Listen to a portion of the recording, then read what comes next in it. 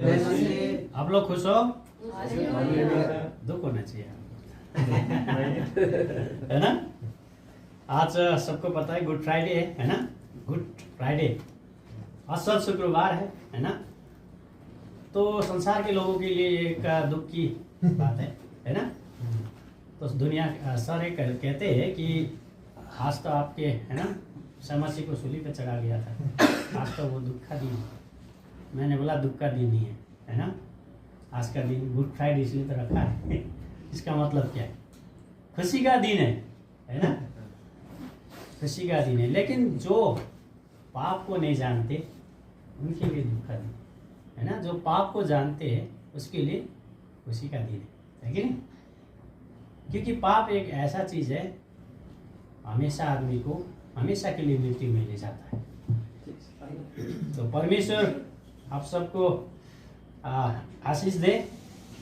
तो परमेश्वर की योजना है ना, परमेश्वर की इच्छा आज हमारे जीवन से पूरी हो। और भी लगता है कहीं परमेश्वर की इच्छा योजना है, लेकिन वो हमारे जीवन से पूरी होनी है नहीं। परमेश्वर ने पूरा किया है, कई जिम्मेवारी हमें दिया है, लेकिन इसको हमें पूरी करना है। अब ये कैसे पूरी होगा? ये हम परमेश्वर की वचन के अनुसार हम जिएंगे तब पूरी होगा है ना, नहीं तो अधूरा होगा। तो सबको पता है कि प्रभु यीशु मसीह किस लिए मरा है ना। हम सबको पता है क्योंकि हम पापी थे। आप यशायाह 53 अध्याय पढ़ेंगे, वहाँ भविष्यवाणी किया गया था, इस सारे विषय में किया गया था। प्रभु यीशु क्रिस्ट कैसे आएंगे है ना, कैसे मरेंगे, कैसे टांगेंगे, उसके विषय में संपूर्ण यशायाह भविष्यवक्ता ने के द्वारा स्पष्ट किया गया था है ना। तब आगे चेलों को भी परमेश्वर ने बार बार बोला है, लेकिन वो लोग समझ नहीं पाए है ना। ये दिन के बारे में नहीं समझ पाए, इसीलिए आज परमेश्वर के बलिदान के बिना असंभव था है ना। तो आज गुड फ्राइडे है, तो मैं कल सोच रहा था है ना, कल मैंने उपवास के बारे में भी मैंने सोचा नहीं था। तो अचानक कल मुझे अगुवाई हुई कि कल मुझे उपवास रहना। मैं बोला मेरा ड्यूटी भी है ना, मुझे काम भी करना है। तो फिर मुझे मुश्किल लग रहा था। फिर मैंने बोला नहीं परमेश्वर मैं कल रहूँगा। मैं सोचा कल सुबह उठ के कुछ पानी पी के मैं रहूँगा, मैंने ये सोचा। फिर जैसे सुबह उठा मुझे ऐसा अगुवाई हुआ नहीं, मुझे कुछ भी नहीं पीना है। आज परमेश्वर की उस पीड़ा को मुझे जानना है, उस पीड़ा को मुझे समझना है। तो मैंने सुबह से मैंने बोला मैं आज कुछ भी हो, लेकिन मैं शाम तक कुछ भी नहीं खाऊंगा न पीऊँगा। तो मैं ऐसे करके मैं सुबह 10 बजे के बाद मैं कुछ वचन पाठ कर रहा था। तो फिर एक हमारा ट्रेनिंग वाला वो गाड़ी आया था है ना। तो उन्होंने बोला नहीं आज काम नहीं करना है, आज ट्रेनिंग करना है। तो मैंने परमेश्वर को धन्यवाद दिया। ट्रेनिंग में कुछ बैठे रहना होता है ना, एसी में आराम से। तो मैंने बोला ये तो सही नहीं, अगर मेहनत करते काम करते तो मुझे प्यास लगता, मुझे बहुत कुछ शायद दिक्कत होता है ना। तो मुझे आराम से एसी में बैठ के ट्रेनिंग लेने के मौका मिला, कम से कम 3 घंटा है ना। तो आज का समय आराम से निकल गया, पता नहीं चला मुझे। तो मैंने परमेश्वर का धन्यवाद दिया, क्योंकि हम पहले डर जाते। मेरा मकसद जो भी करने से पहले हम घबरा जाते, डर जाते। लेकिन जब यीशु मसीह के नाम से आप करोगे तो परमेश्वर आपको क्या करेगा? बल देगा, सामर्थ देगा, है कि नहीं। तो परमेश्वर आज आपको भी उस सामर्थ से भरना चाहता है, लेकिन हमें तैयार होना है। उस काम को करने के लिए हमें तैयार होना चाहिए, है कि नहीं। तो हमें प्रभु के नजीक जाने के लिए, परमेश्वर की और गहरी बातों को समझने के लिए हमें परमेश्वर के नजीक जाना जरूरी है ना। तो आज गुड फ्राइडे है, आज पूरे भारत में है ना। आज के दिन कभी चर्च नहीं जाने वाला भी आज गया है ना। मेरे कंपनी में एक है, वो कभी जाता नहीं है, लेकिन आज के दिन वो सुबह ही नहीं आया। तो सुबह नहीं आया, तो मैंने बोला आज चर्च में गया सुबह है ना। तो मैं ये सोचता हूँ कि गुड फ्राइडे का दिन नहीं, आज आके हम यहाँ रोने से, प्रार्थना करने से, गिड़गिड़ाने से कुछ नहीं होगा, है ना। लेकिन उस जीवन को जी के हमें आगे चलने से होगा, है कि नहीं। आप लोग सबको पता है। तो आज बहुत से विश्वासी को देखता हूं मैं, है ना, उनके जीवन में बहुत से ड्रामा होते हैं, लेकिन आज उनके जीवन में उस चीज को दिखाई नहीं देते। लेकिन परमेश्वर चाहते हैं कि जो उसने बलिदान दिया, जो क्रूस में हमारे लिए सेक्रीफाइस किया, वो वैसे ना जाए, है कि नहीं। वो बलिदान व्यर्थ में ना जाए, इसीलिए हमें वो सोचना है।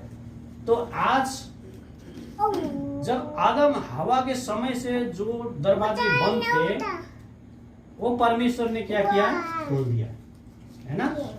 वो दरवाजा खोल दिया। तो मुझे परमेश्वर ने ये बात सिखाई है। मैं जब वचन वो कर रहा था, तो जब आदम हवा ने पाप किया, उस दिन से वो स्वर्ग का क्या था, दरवाजा बंद किया हुआ था, है कि नहीं। लेकिन प्रभु यीशु मसीह ने उस दरवाजा को खोल दिया है। अगर ये दरवाजा खुला नहीं होते तो हम अंदर कैसे आते, हम नहीं आ सकते ना, हम बाहर ही खड़ा रहना पड़ता है ना। तो जैसे उस मंदिर का पर्दा 2 भाग हो गया, है ना, उस पर्दा, तो परमेश्वर ने क्या किया, उस दरवाजा को खोल दिया ताकि हम वहां प्रवेश कर सके, है ना। तो परमेश्वर आज चाहते हैं कि हम परमेश्वर ने दिया हुआ जीवन को जिए और उसके अनुसार हम चले। तो ये परमेश्वर हमारे जीवन से चाहता है। वचन में जाएंगे हम, बहुत विशेष हमें 7 वचन के विषय में आपको सबको पता है ना। यीशु मसीह जब क्रूस में चढ़ाया गया था तो उसने 7 वचन बोला था। हमें उसी वचन को थोड़ा सा क्या करेंगे, जानने की कोशिश करेंगे। तो मैं अब गिन रहा था कि 7 बंदे नहीं हो रहा था, मैं गिन रहा था कि 7 बंदे नहीं हो रहा था। मैं प्रार्थना कर रहा था, प्रभु जो योजना थी लेकिन वो पूरा नहीं हो रहा, लेकिन ब्रदर आ चुका है ना। 7 बंदा हो गया। मैंने पढ़ने वाले जितने भी है उस सबको काउंटिंग किया, पहले 7 बंदे नहीं हो रहा था। तो परमेश्वर ये तो अधूरा हो गया, 7 बंदा था। फिर ब्रदर आ गया तो मुझे खुश हो गया, आते ही बोला कि 7 बंदा हो गया। आमीन, 7 बंदा हो गया। तो परमेश्वर आपको आशीष दे। तो आज हम 7 बानी को हम देखेंगे, तो सब एक वर्ष को पढ़ेंगे, ठीक है। हुन्छ, पढिदिनुहोस् न रिजीले। लुका 23:34 मा यहाँ यसरी लेखेको छ, अनि येशूले भन्नुभयो, हे पिता, यिनीहरूलाई क्षमा गर्नुहोस्, किनकि यिनीहरूले के गर्दैछन् सो जान्दैनन्। आमीन। क्रूस में चढ़ाया गया परमेश्वर को, तो उसने ये शुरू का उसने वर्ष बोला था कि इन्हें क्षमा कर दो पिता, क्योंकि ये लोग क्या कर रहे, ये लोग नहीं जानते। ये है ना वर्ष है। तो क्षमा की बात यहाँ पे आती है। तो पहले जो वर्ष था वो क्षमा से शुरू होता है ना। तो इस क्षमा के बारे में हमें ये जानना है कि हम जितने भी मसीह में विश्वास करने वाले लोग हैं, हमारे अंदर भी ये पहले स्थान में होना चाहिए, है कि नहीं। क्षमा देने वाली बात जो है ये पहले स्थान में हमारे जीवन में भी होना चाहिए, क्योंकि यीशु मसीह प्रेम है कि नहीं। इसीलिए यूहन्ना 3:16 में उसने संपूर्ण संसार के लिए क्या किया, अपने आप को उसमें चढ़ा दिया, है कि नहीं। संपूर्ण संसार को उसने प्रेम किया। इसीलिए प्रेम आज उसने ये बोला कि इन्हें क्षमा कर दो, ये क्या कर रहे ये लोग नहीं जानते।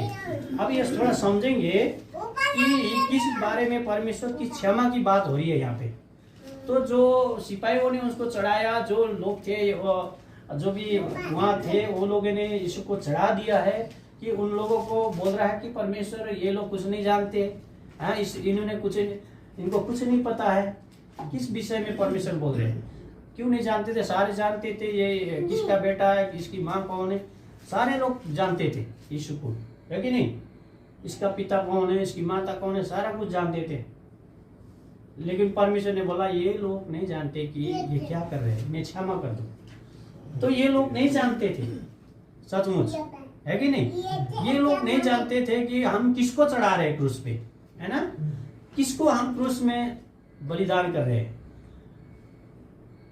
अगर हम इस बात को समझे तो परमेश्वर ये उन लोगों के बारे में नहीं बोल रहा है, लेकिन परमेश्वर बोल रहा है जो आदम ने जो पाप किया था, है ना, जो आदम ने पाप किया था और उस पाप की कर्ज को चुकाने के लिए यीशु क्रिस्ट क्रूस में बलि हुआ है ना। तो उस बात को ये लोग नहीं जान रहे थे, है कि नहीं। आदम की पाप के लिए वो बलिदान हो रहे थे, उसके द्वारा जो पाप आए मनुष्य के जीवन में, तो उसके विषय में यहाँ बात हो रही है। परमेश्वर ये लोग नहीं जानते, है ना, ये लोग नहीं जानते पाप क्या है, कहाँ से आया, ये लोग नहीं जानते। इसीलिए कह रहा है कि ये लोग नहीं जानते, इन्हें क्षमा कर दो। तो प्रिय, आज हमारे जीवन में परमेश्वर सिखाते हैं कि हमारे जीवन से क्षमा शब्द, क्षमा देने वाली बात हमारे जीवन में, इसको पहले स्थान रखना चाहता हूँ। अगर हम हर एक मसीह इसको पहले स्थान रखना चाहिए। मैं आज इसी बात से थोड़ा सा पास्टर से भी बात हो रहा था कि जो सेवा संगति कर रहे थे, बाकी पास्टरों को पसंद नहीं हो, आके बोला कि हमें प्रभु ने भेजा है कि आपको ये संगति बंद करना पड़ेगा, है ना। तो मैंने बोला ये प्रभु से कभी भी नहीं हो सकता। मैंने सीधे बोला ये प्रभु से नहीं हो सकता। आप जिस लोगों से जुड़ के संगति कर रहे हो वो गलत आदमी है, सही आदमी नहीं है। अगर सही आदमी होते तो आपको उत्साह देता, प्रेरणा देता, आपको हेल्प करता, लेकिन ये गलत संगत है, ये संगत करने वाली। तो इसीलिए आज मैंने उनको बोला आप इनको क्षमा करें, है ना। ये लोग आपके ऊपर जो भी ब्लेम कर रहे हैं, लेकिन ये लोग नहीं जानते, लेकिन आप तो जानते हो। आप इनको क्षमा करें, ये जो भी कर रहे हैं इनके, उनको क्षमा करें आप। तो मैंने बोला कि ये क्षमा करना हमारे जीवन में इम्पोर्टेंट। मैंने बोला परमेश्वर प्रेम है, इसलिए हम भी उनके चेले हैं, तो हमें भी एक दूसरे को क्षमा करने के लिए सबसे जल्दी होना चाहिए, है ना। जो भी हमारे जितने भी शत्रु क्यों ना हो, हमारे जितने भी विरोधी क्यों ना हो, हमें क्षमा करना चाहिए। तो मैं परसों की सुबह में उठा, कम से कम 4 बजे उठा। तो 4 बजे उठा तो जो कंपनी में देखभाल करने वाले जो रखते हैं, है ना, वो क्या कर रहे थे, वो कुछ चोरी कर रहे थे। मैंने पकड़ लिया, मैंने देख लिया, तो मैंने आवाज़ भी मारा, लेकिन वो सुना नहीं, कोने में से चला गया। फिर मैंने उसको कई बार देखता रहा, उसको आवाज़ मारा, फिर वो बाद में ऐसा आया, बिना ऐसा कोई पता ही नहीं हुआ, हाँ क्या हुआ। मैंने बोला ऐसा आप जो कर रहे हैं ना गलत कर रहे हैं। मैंने क्या किया, मैंने तो कुछ नहीं किया। मैंने आपको सामने आवाज़ दिया, लेकिन आप छुपते हुए आया, आपने ये काम क्यों किया। तो वो हाथ पैर जोड़ने लगे सुबह 4 बजे। मुझे आप कर दो, मेरी नौकरी जाएगा, मेरा ये जाएगा, दुनिया भर का भीड़ निकालने लगा। मैंने बोला क्षमा देने वाली बात तो एक जगह है ना, वो मैं समझता हूँ, लेकिन तुम्हें ये गलत काम है, ये नहीं करना चाहिए, तुम्हें जानना चाहिए। जो गलत काम है वो तुम्हें जानना चाहिए, नहीं करना चाहिए। वो तो मैंने देख लिया आपको, है ना। अगर मेरी जगह में दूसरा बंदा देखता तो आपकी नौकरी चला जाती, आपकी बदनामी होती, बहुत चीज़ आपके ऊपर एक्शन होता कंपनी की तरफ से। लेकिन मैंने चेतावनी दिया उसको, आगे से ऐसा काम कभी नहीं करना, कभी भी नहीं करना। ये आपको मैं लास्ट और फर्स्ट बता रहा हूँ, एक आपके और मेरे बीच की बात, ठीक, मैं किसी को नहीं।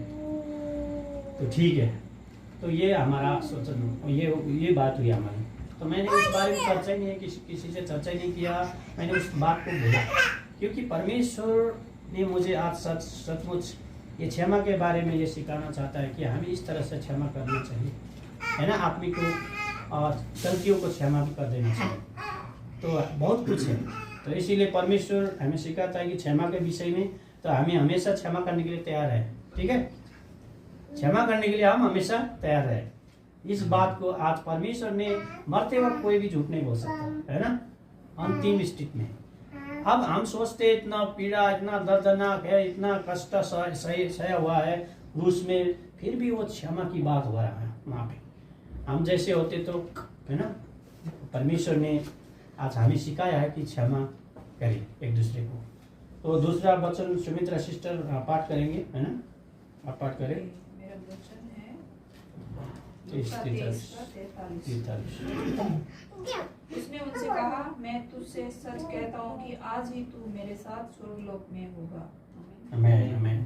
तो दूसरी वाणी है, आज ही तू मेरे साथ स्वर्गलोक में होगा। आपको पता है कि यीशु मसीह को 2 डाकुओं के साथ टांगा गया था, है ना? क्योंकि भविष्य यशायाह ने भविष्यवाणी कर दिया था, ये सब कुछ भविष्यवाणी पूरा होने के लिए वचन पूरा हो रहा है, ठीक है? तो ये यशायाह ने पहले बोल दिया था कि 2 डाकू के साथ उसको भी टांगा दिया जाएगा। तो यहाँ 2 डाकू है, तो 2 डाकू, अब दोनों ने तो पाप किया, अपराध किए हुए थे, ये दोनों क्रूस में सजा भोग रहे थे, टांगे हुए थे। लेकिन यीशु मसीह का एक भी गलती नहीं था, एक भी उसने पाप नहीं किया था, लेकिन फिर भी उसको उनके साथ टांगा गया था, है ना? 2 डाकुओं के साथ उसको बीच में टांग दिया गया था। तो ये डाकुओं की जब हम बात करते हैं तो ये डाकू लोग भी इनको घृणा कर रहे थे, है ना? तो अगर तू खुदा है तो तू अपने आप को बचा ले और हमें भी बचा ले, इस तरह से वो क्लेम लगा रहा था, है ना? तो एक यहाँ डाकू है, तो ये कहता है कि तू किससे बात कर रहा है ना? तू किससे बात कर रहा है? तो यहाँ पे एक बंदा जो है वो समझ गया, ये एक बंदा जो है वो समझ गया कि ये मामूली इंसान नहीं है कि नहीं? क्योंकि जब उसको उस अवस्था में टांगा गया था, लटकाया गया हुआ था, तो उसको देख के पता चल गया वो डाकू कि ये मामूली इंसान नहीं है ना? इतना अवस्था परिस्थिति में भी वो, है ना, इस तरह से बातचीत कर रहा है ना? तो ये एक अचंभित बात है ना? अगर हम एक दिन अगर भूखा प्यासा रहे तो हमारी आवाज नहीं निकलती है ना? लेकिन वो, है ना, कितने घंटे तक टांगा रहा था क्रूस में, पता है आपको? कम से कम 6 घंटा तो टांगा रहा, 9 बजे से 3 बजे तक, है ना? तो वहां पे इतना कष्ट सहने के बाद भी उनसे इस तरह से बात कर रहा था यीशु मसीह, है ना? तो उसकी जो चेहरा को देखिए, उनकी जो वातावरण को देखिए, एक बंदे समझ गया ये मामूली इंसान नहीं है। तो उसने उसी टाइम क्या किया, उसने अपने पापों को कबूल किया, है ना? अपने पाप को जब कबूल किया तो उसको बोला कि तू आज ही स्वर्ग मेरे साथ होगा। तो एक पापी या क्या हुआ, परमेश्वर के साथ, है ना, स्वर्ग में स्थान मिला, दूसरे को नहीं मिला, है? क्योंकि दूसरे आदमी ने अपने पाप को नहीं स्वीकारा। और ये एक दूसरा था, उसने क्या किया, अपने मुंह से अपने पाप को उसने स्वीकारा। क्योंकि रोमी 10:9 में ये वचन लिखा है ना? जो विश्वास करता है, जो स्वीकारता है, उसको उसकी पाप की क्षमा किया जाएगा। तो उस डाकू ने उस समय प्रभु यीशु मसीह को अपने अंदर क्षमा मांग लिया, इसीलिए वो उसको क्षमा मिला है। तो परमेश्वर हमारे पापों को, हमारी अधर्म को क्षमा जब करता है, जब हम सच्चे हृदय से क्षमा मांगते, परमेश्वर से पश्चाताप करते, तब परमेश्वर हमें क्षमा देते हैं, है ना? तो आज हमें सच्चे मसीह बनना है, सच्चे दिल से प्रभु के करीब, है ना, पश्चाताप अपने हृदय को रखना है, तो परमेश्वर हमें क्षमा करेंगे।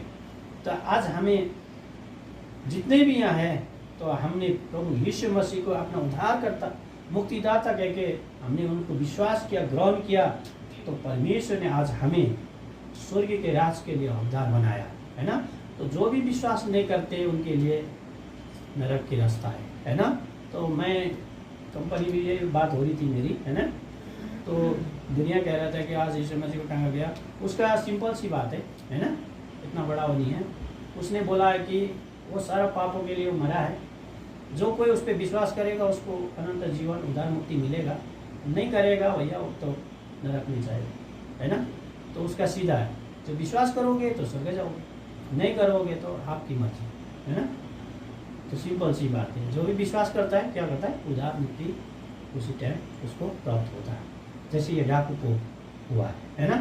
तो परमेश्वर के राज्य उसी के लिए, उनके लिए जो अपने आप को स्वीकार करता है ना? तो परमेश्वर आप लोगों को आशीष दे। और दूसरा वचन पढ़े आर्जू ब्रदर का 19:24। तो यीशु ने अपनी माता और उस चेले को जिससे वो प्रेम रखता था पास करे देखा तो अपनी माता से कहा, हे नारी, देख वो तेरा पुत्र है। नहीं। तो ये तीसरी वाणी है कि नहीं? ये तीसरी वाणी है जब यीशु मसीह को उस लटकाया गया था वहां पे, तो उसके चेले लोग थे, वहाँ कोई भी नहीं था, है कि नहीं? सारे कहाँ का चला गया, कोई भी नहीं था। लेकिन एक यूहन्ना चेला है उसका, वो चेला वहाँ खड़ा था, और मरियम मगदलेनी है ना, ये 3 लोग भी वहाँ पे थे। तो परमेश्वर ने स्वर्गारोहण जाने से पहले क्या किया? अपने जिम्मेवार को अपने चेले के हाथ में सौंपा। हमें अपने जिम्मेवार संसार में जो निभाना है वो भी हमें क्या करना है? अच्छी तरह से निभाना है ना? अपनी माता की उसको फिक्र थी, वो जिस कुख से वो पैदा हुआ है ना, उसकी माता की, उसका माँ का उसको चिंता थी। तो उसमें जाने से पहले यूहन्ना को सौंपा, आज से ये तेरी बेटा है, ये तेरी माँ है, सौंप के जिम्मेवारी गया है। तो हमारे जीवन में भी आज हमें माता पिता का हमें आदर करना चाहिए, है ना? माता पिता का आदर करना चाहिए और सेवा करना चाहिए, क्योंकि हमें शरीर में जिसने हमें पैदा किया है उसका भी हमें आदर करना परमेश्वर हमें सिखाता है ना? परमेश्वर हमें सिखाते हैं कि अपने माता पिता का भी हमें आदर करना चाहिए। एक जिम्मेवार परमेश्वर ने यूहन्ना को देके गया है। तो उस समय एक चेलों में से यूहन्ना ही खड़ा था वहाँ पे, है ना? उस दुख की समय में, वो पीड़ा में, वो कष्ट में था, वो सोच रहा था होगा मेरी माँ, उसका माँ का चिंता था, इसका मतलब कि मैं अपनी माँ को किसके हाथ में सौंप के जाऊँ। तो वहाँ पे सारे पत्रुस थे, साथ में मरने वाले थे, कोई भी वहाँ पे देखा नहीं, वो यूहन्ना खड़ा था। तो मैं यही कहता हूँ कि आपके साथ, आपके जीवन में दुख, तकलीफ, समस्या जब आती है, तो उस समय आपके नज़दीक में आपके साथ जो है वही आपका है कि नहीं? जो आप दुख में हो, तकलीफ में हो, समस्या में हो, जो उस समय आपके साथ है वही आपके परिवार है।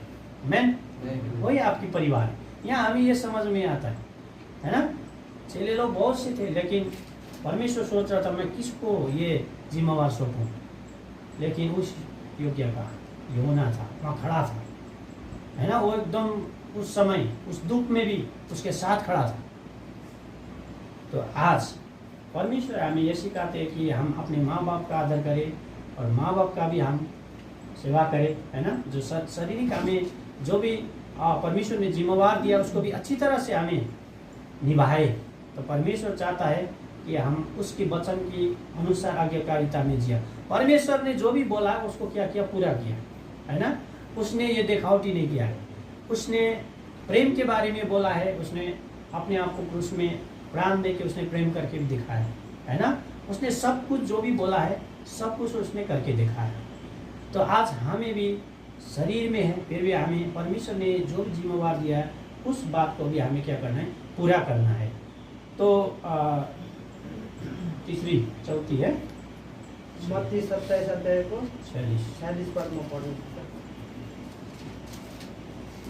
3 बजेतिर यसो भनेर ठुलो स्वरले कराउनु भयो, इलोई इलोई लामा सबक्थानी, अर्थात् हे मेरा परमेश्वर, हे मेरा परमेश्वर, तपाईँले मलाई किन त्याग्नु भएको छ।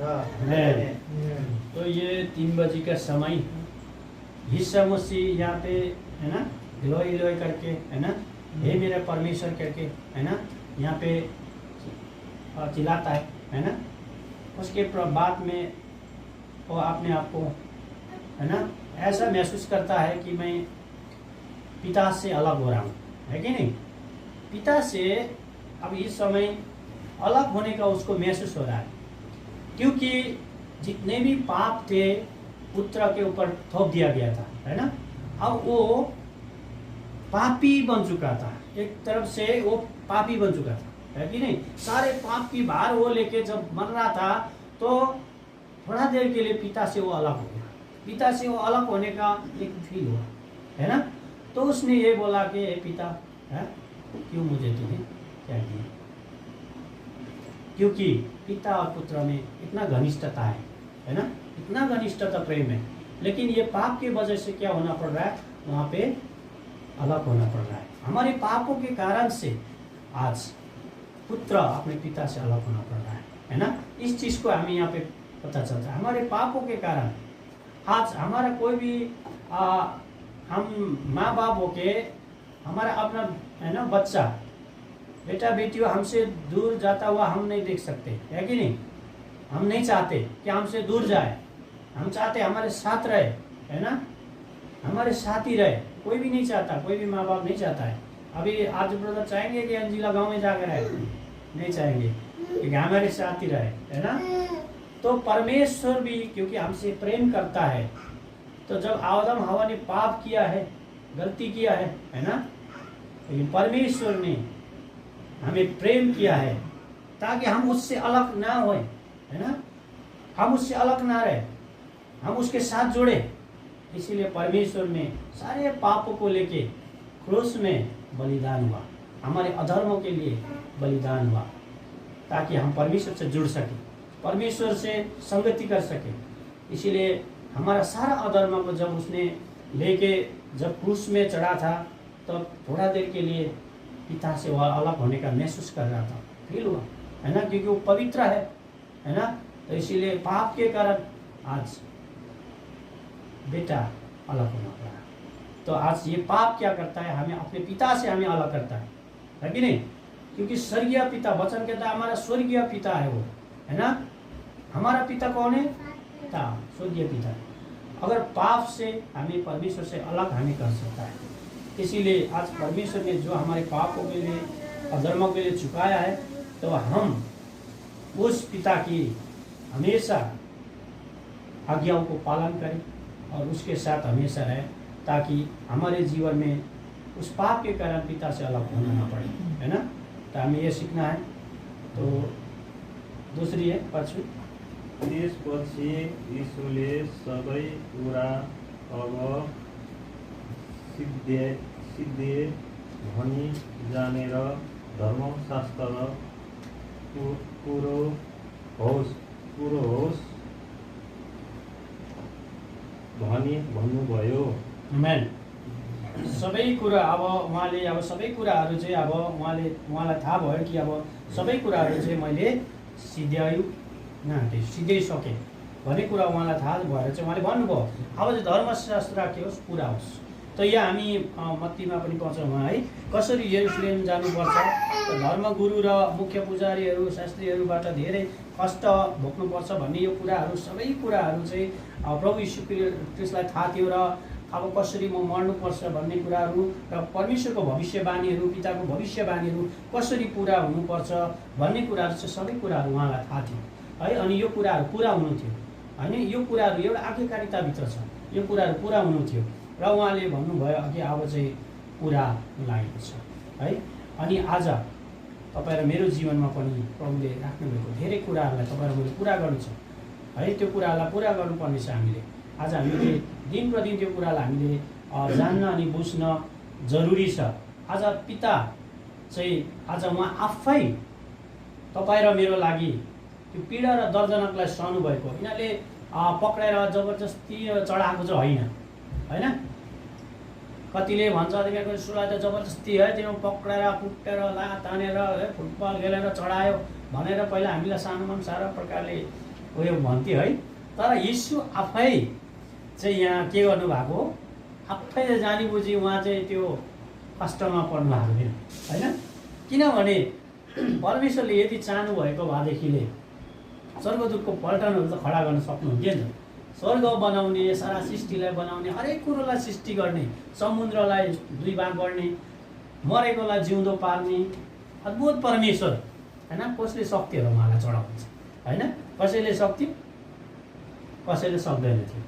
तर उहाँले चाहनुभएको भनेदेखिले चाहिँ स्वर्गदूतहरू खडा गर्नु सक्नुहुन्थ्यो। किनभने प्रुफ छ, मत्ती 26 यहाँ 53ले के भन्छ, तिमीहरू के ठान्छौ, के म आफ्ना पितालाई बिन्ती गर्न सक्दिनँ सक्दिनँ र उहाँले तुरुन्तै स्वर्गदूतहरूका 12 पल्टनहरू खटाउन सक्नुहुन्न हैन। अगर परमेश्वर चाहते तो पिता को बोलता तो स्वर्गदूतों के पलटन तलवार लेके खड़ा मिलती वहाँ, है कि नहीं। लेकिन ये परमेश्वर की क्या होना था, भविष्यवाणी को पूरा होना था वहाँ पे। इसीलिए वो एक भेड़ जो जिसकी खाल काटते हैं ना, उस समय वो चुपचाप पड़ा रहता है कि नहीं। मैं देखता हूँ जो भेड़ की खाल काटते हैं उसको पकड़ने ले आते हैं, वो आराम से पड़ा रहता है, उसकी सारा नंगा करके बैठते थे। तो ऐसे परमेश्वर भी हमारे अधर्म के लिए चुपचाप से पड़ा रहा है कि नहीं, चुपचाप से पड़ा रही है अपने हमारा अधर्म के लिए। तो ये सब कुछ परमेश्वर की भविष्यवाणी को पूरा होना था।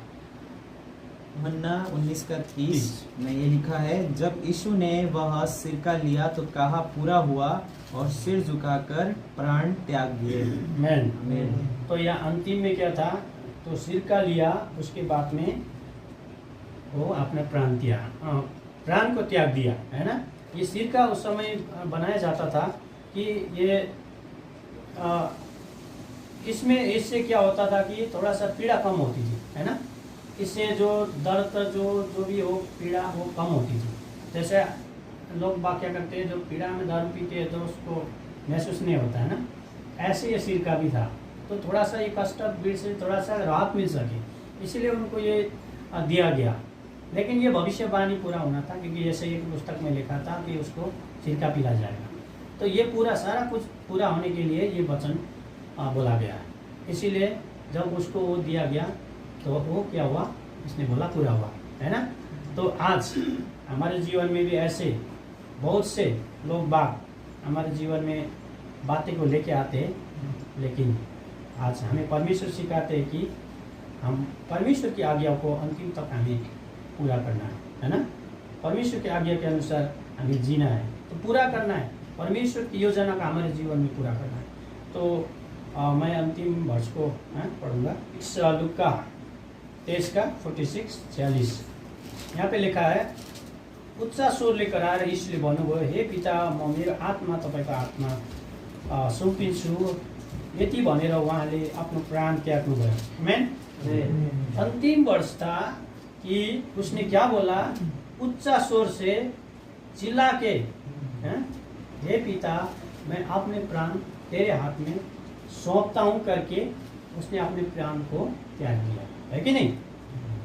तो इससे हम एक चीज सीखना है कि हम अंतिम तक हमारे प्राणों को यीशु को सौंप के हमें क्या करना है, चलना है। मृत्यु तक क्या करना है, अपने प्राणों को यीशु में सौंपना है ना। अंतिम तक हमें परमेश्वर में अपने प्राणों को सौंपना है। हमारा मृत्यु परमेश्वर के हाथ में होना चाहिए, है कि नहीं। अगर दूसरे के हाथ में चला गया तो फिर कोई फायदा नहीं है। इतने दिन तक हमने सेवा किया है ना, कोई फायदा नहीं। इसीलिए अंतिम हमारा मृत्यु भी यीशु के हाथ में होना चाहिए। पूरे जिंदगी सेवा किया, अंतिम मृत्यु दूसरे के हाथ में अगर चला गया तो फिर उससे बुरा कुछ ही नहीं होगा, है कि नहीं। तो इसीलिए हमें अपने आप को सौंपे अंतिम समय तक परमेश्वर के साथ जीने की, मरने की, है ना, बाचा बांधे कि परमेश्वर मैं जीऊंगा भी तेरे लिए और मरूंगा भी क्या है, तेरे लिए। गाना भी है ना, जीना मसीह में, मरना भी मसीह में। तो इसी वर्ष को लेकर लिखा गया है। तो हमें जीवित रहते हुए भी मसीह में होकर जीना है, उसको आज्ञा को पालन को पूरा करना है। तो मरते तक भी, अपने मरते टाइम तक भी प्रभु को यह कहना है, प्रभु मैं आपको सौंप रहा हूँ मेरा जीवन। मैंने सोचा हूँ, है ना, आप लोग ने क्या सोचा है, कैसे कैसे सोचा है, लेकिन मैंने सोचा हूँ अगर मैं, है ना, अंतिम सांसें मैं जी रहा हूँ तो मैं प्रभु से बार बार ये कहूँगा, प्रभु मैं अपने आप को सौंपता हूँ आपके हाथ में, है ना, सौंपता हूँ, समर्पित करता हूँ। तो इसको घोषणा करें, है ना। तो परमेश्वर आपको आशीष दे। ये वचन के माध्यम से मैं ज़्यादा लंबा नहीं जाना चाहा, क्योंकि सबको पता है ना। तो आप लोग सबको पता है, तो ये 7 वाणी को आप लोग भी पढ़िए और यहाँ से आप लोग जो समझ में आएगा तो परमेश्वर आपके जीवन में ज़रूर आशीष सीख लेंगे, क्योंकि मरते वक्त कोई भी आदमी झूठ नहीं बोलता है ना। जिंदगी भर ड्रामा कर सकता है आदमी, नाटक कर सकता है, दिखावटी कर सकता है, लेकिन अंतिम समय मरते वक्त कोई भी दिखावटी ड्रामा नहीं कर सकता है। वो सचमुच सच बात बोल के जाता है कि नहीं। इसीलिए परमेश्वर ने अंतिम 7 वाणी जो भी बोला है इसके अंदर रहस्य है। तो ये हमारे जीवन में भी इसको अप्लाई करना है। हम एक दूसरे को क्षमा करना है, अपने परिवार का, अपना माँ बाप का, अपने शरीर में जो जिम्मेवारी उसको पूरा करना है कि नहीं। तो परमेश्वर में अपने आप को सौंपना है, तो परमेश्वर में आज्ञाकारिता के साथ जीना है। तो दुख कष्ट पीड़ा में जो भी समस्या में भी हो परमेश्वर के साथ बने रहना है। तो परमेश्वर के साथ बने रहना, और परमेश्वर अंतिम तक, मृत्यु तक परमेश्वर के साथ रहने से पूरे जिंदगी आपने गुड फ्राइडे मना लिया होगा ना, तब वो पूरा होगा। ठीक है, आमीन।